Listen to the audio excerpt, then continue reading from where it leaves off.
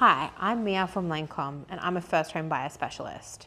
Going directly to a bank may seem like a good idea, but just off the top of my head, I can think of two main client scenarios that we worked on recently, where the bank was not the right solution. The first scenario was a client who was eligible for the 5% scheme as a first-time purchaser. Unfortunately, before they found me, they went to a different broker and they were provided with an option that was not a participating lender of the scheme. Yes, they did get their property, but they were on a significantly higher interest rate and they had to pay LMI. It may not seem like an important thing right now, but overall, we recommended a different lender to the client that ended up saving them over $1,200 a month. That's a lot of cash back in your pocket.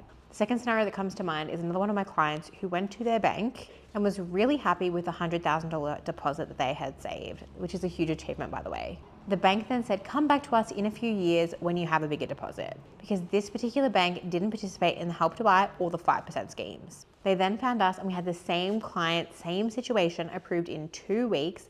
And for the last 6 months, they've been first home buyers living in their home. Choosing the wrong person or the wrong bank is an easy mistake, but it can make a huge difference to your home ownership journey. Having someone in your corner who knows all about the schemes and what you're eligible for could be a game changer.